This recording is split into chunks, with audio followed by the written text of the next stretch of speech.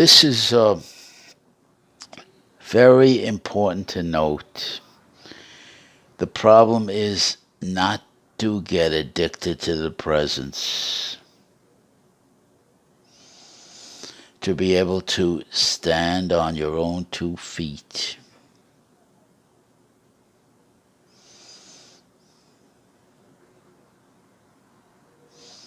and to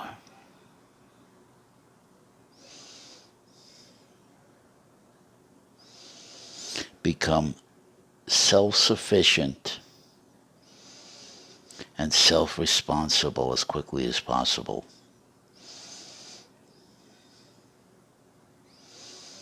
Done by invasive,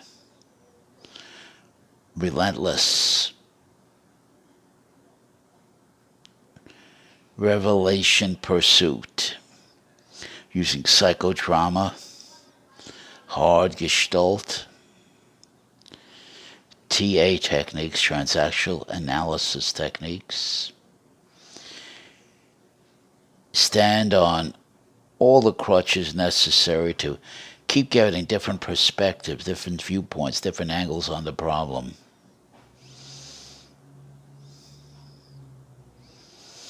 If there's an impasse, you go around the group for feedback on what they've seen. The one thing Tony Robbins got right, in my opinion, is the whole seminar is in the body language. And when I say body language, I mean the words, the tone the words are spoken, the posture, the body maneuvers, in the sense that I am not a body.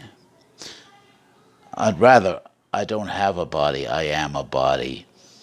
In communication continuously, in a biofeedback loop, myself to myself, and socially, and an exposure, results orientated negotiation, the art of communication, the art of avoiding misunderstandings and miscommunications that are incredibly damaging.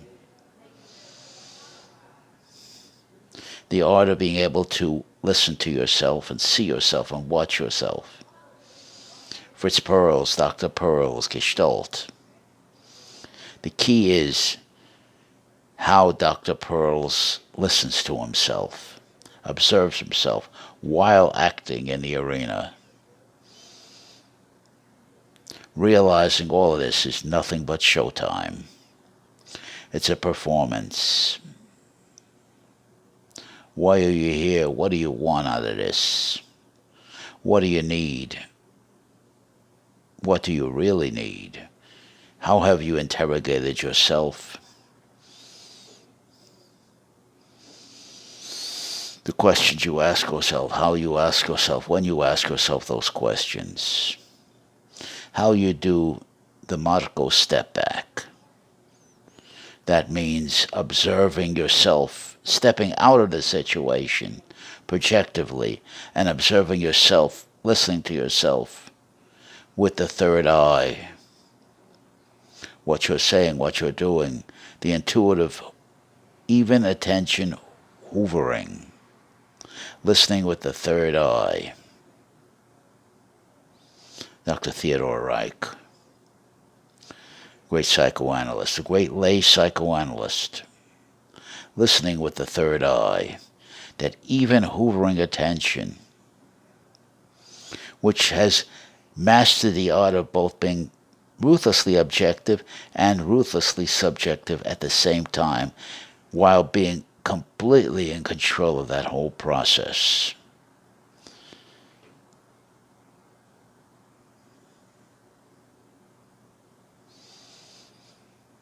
By continuously getting rid of, casting off the phoniness within ourselves. By eliminating the need for an addiction to the presence. For example, I'm talking about the bridge scene in The Music Man, where Shirley Jones meets Robert Preston on the bridge.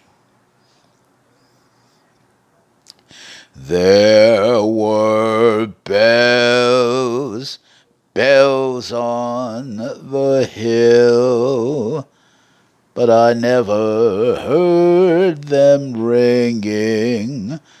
No, I never heard them at all, till there was you. There was birds, and there were birds on the wing, but I never saw them winging. I never saw them. Oh, the hell with this. Let's start it over. I messed it up. There were bells on the hill, but I never heard them ringing. I never heard them at all, until there was you. There were birds in the sky, but I never saw them winging. I never saw them at all, until there was you. There was music, there was music, and wonderful gardens, roses, lilacs, wisteria, and sweet, fragrant green meadows of dawn, of dew. There was love. It was all around, but I never heard it singing. I never heard it at all, till there was you. Now, that beautiful lyric, one of my personal favorites. If you had seen A Music Man with the great Shirley Jones and Robert Preston, you will know what I'm talking about. Be careful, my friend. Be careful. Do not fall victim to what this lyric or what that bridge scene in The Music Man inspires. Tell yourself, it's just a movie. It's just a setup. Now, it is reality for some. For those of us who are pariah, who are on the outside of that picture, all it is yearning, longing, worshiping from afar. Very dangerous. It's set up perfectly to give the poor bastard who's behind the eight ball on all these things because he's short, he's got a big face, gross features, like me. Just what you see here. That's what we're talking about. This is what we're talking about, from here to here, and here, and the bald head. That's an imbalance in the features that you see. Man, and a malocclusion. You see that? That's a malocclusion. That's your personality, man. The height, the hair, the appearance, the energy, the charisma, the communication skills, the rhetorical skills, the charm, and all of that goes into the complication of this. And most importantly, the relentless competition without relief on all levels. And you can find yourself competing at the bottom of the barrel. and there's horrendous competition. You may think there's no competition down there. There is a lot of competition. Can't get away from it, man. You can run, you can hide, you can crawl under every rock conceivable, but there ain't no hiding place. Sooner or later, you're going to have to come out. You're going to have to get in the arena, and you're going to have to fight like hell for everything. In addition to having the pressure of the yearning and the longing and all that other baggage that your society conditions you to. I call it the Victoria's Secret escape.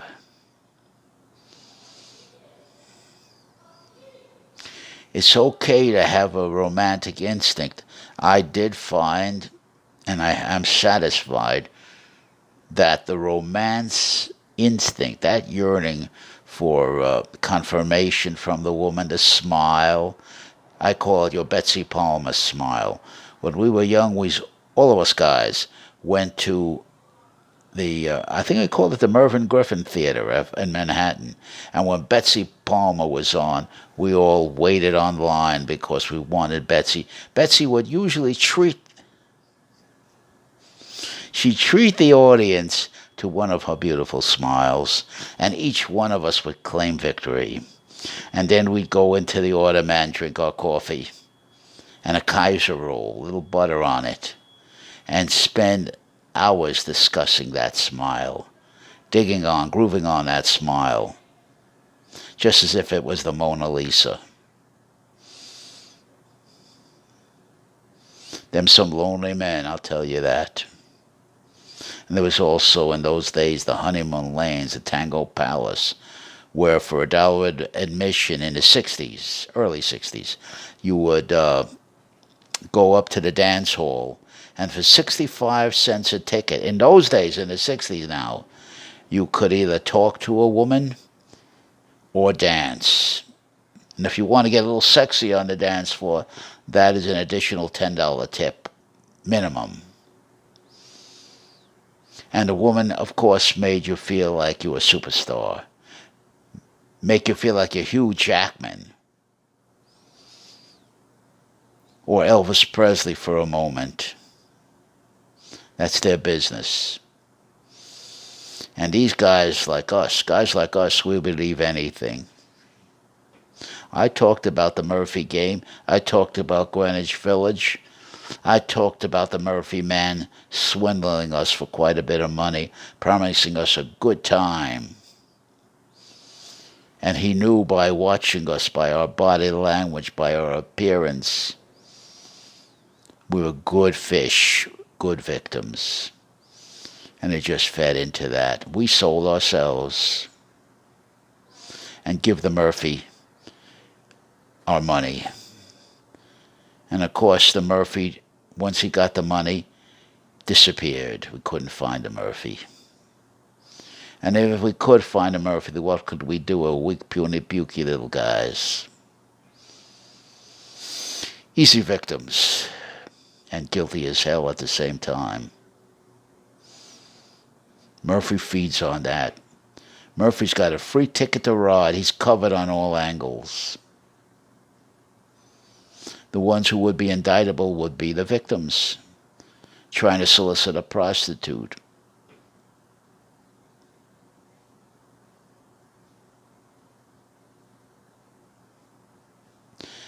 Never give a sucker an even break. W.C. Fields.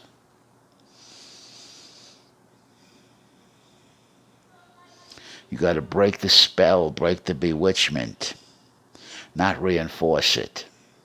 Now, a movie like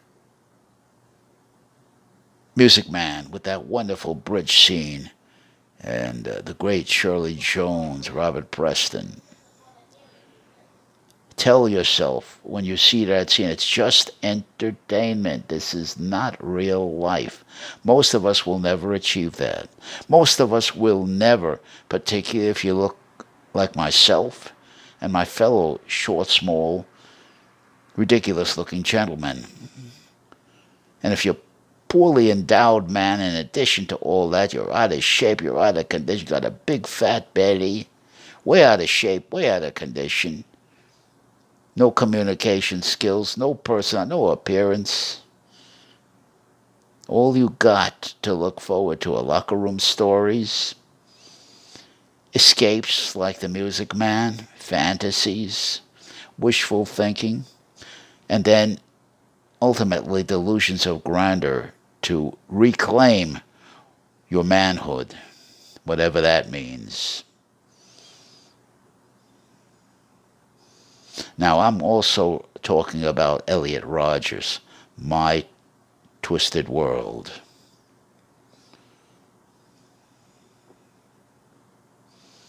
I'm talking about Elliot Rodgers.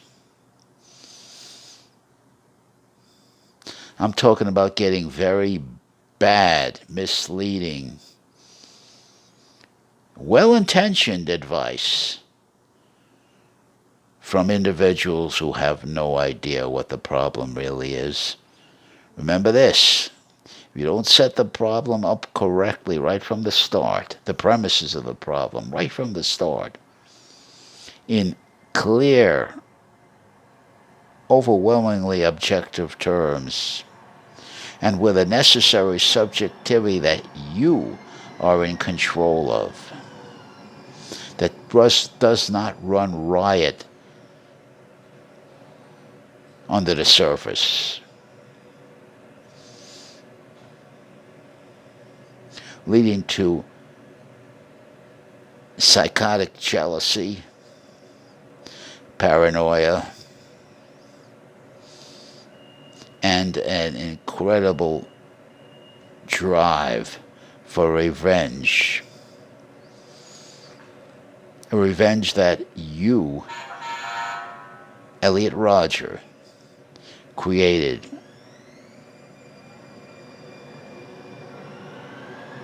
out of your own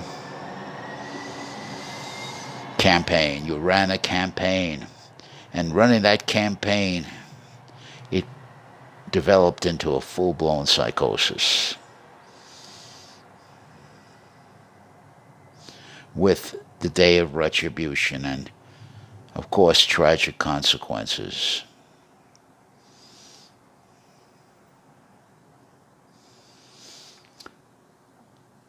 You can't, when you talk to a kid like Elliot, you can't talk above him. You can't talk into him. You can't give him a sermon. You've got to get into his environment. He needs a real individual to push back on. Good example. I had a professor, and he told me, and he was in good shape. He's in pretty good shape, so he was able to do that. You can't do that if you're in lousy shape. You don't have good flexibility, you don't have coordination, balance, and you're tightened up, you can't do it. And he said when he had his little son, he got down on the floor with his son. He got into his son's environment, and he did everything his son did. Of course, you have to be in tremendous shape to do that, to get into the playpen with your son, to do everything he does, become him, and see everything by empirical experience from his perspective.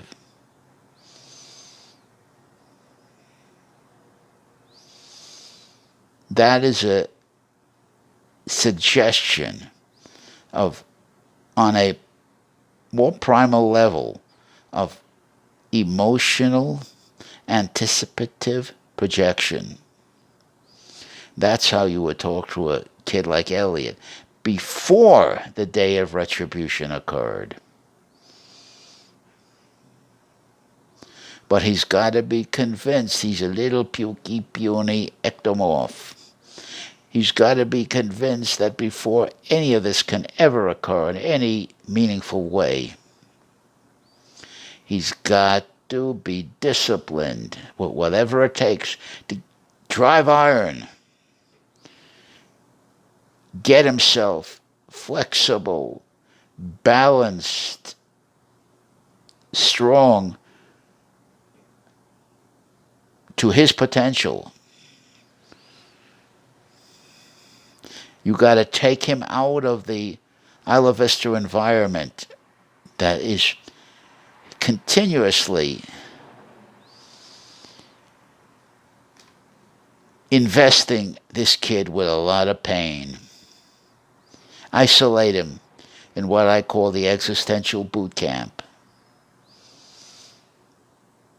Bribe him if you have to. Facts, hardcore reality have to be continuously put in this man's face. I'm using him as an example to drive my point.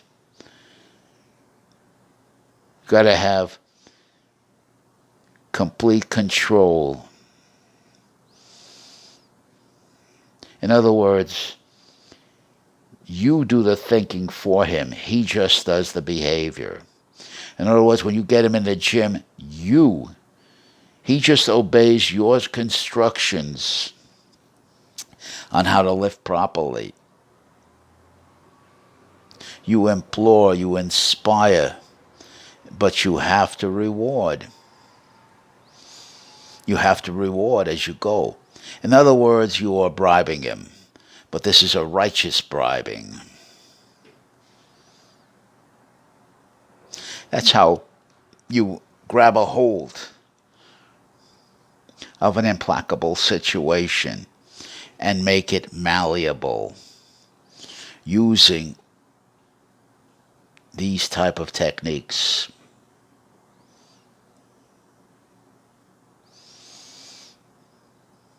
It's an objective problem. Don't make it a subjective thing. What happens in the Isla Vista campus, Santa Barbara, Elliot Rodger, is correct.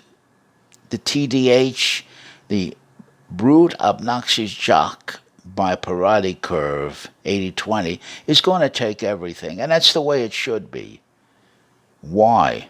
Prerogative. The women have their choice, the girls in Elliot's case. And naturally, I don't blame them. They want the tall, athletic, virile, quick-moving, alert, physically alert jock, as against the pukey, puny, ectomorph, Elliot Rodgers. You can do all the daydreaming, all the delusions of grandeur you want to do. You can't change that fact. It's competitive out there.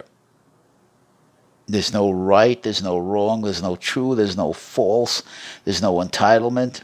And most importantly, what Elliot didn't understand is there are no gods, God or gods out there that care about his situation and will give him justice and revenge against the obnoxious brute jock who Elliot thinks is taking everything away from a magnificent gentleman such as himself, who knows how to treat a woman with courtesy, with dignity,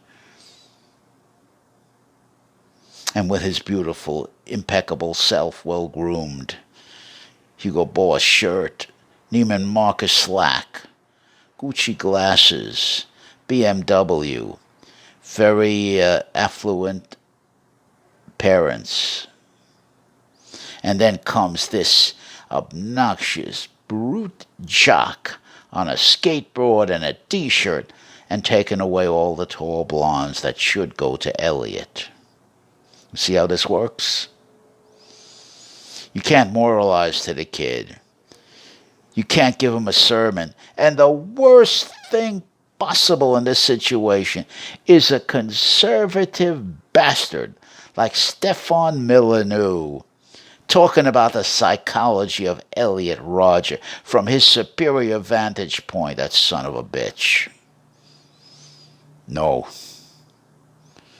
I would tell him, Stefan Milanu, you are wrong.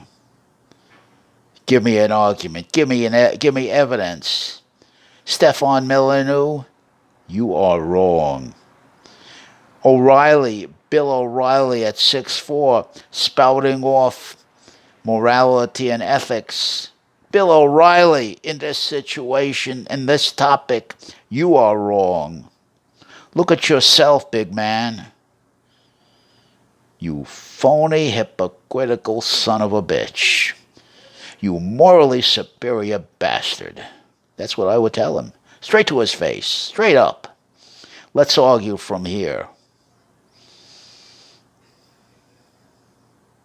Didn't you try to recapture your youth in an inappropriate, reckless play to get a woman 30-year, your junior, up to your suite? And just like a kid, like a teenager, instead of the brilliant reporter and observer of the social scene, you wanted to get in the shower with you and rub your... God damn, what's wrong with that son of a bitch? Man, don't you look at yourself. What do you see when you look in the mirror, you damn fool? That's what I would tell him. And of course, Michael Savage, this is a total idiot. Not even worth paying any attention to. Now, you understand, I am not talking about the politics of what these men, these ultra-right-wing conservatives or the ultra-progressives, the lefties, I'm not qualified to talk about it. I'm not a politician.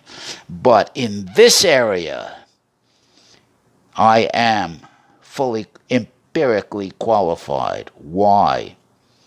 Your stranger walked the walk.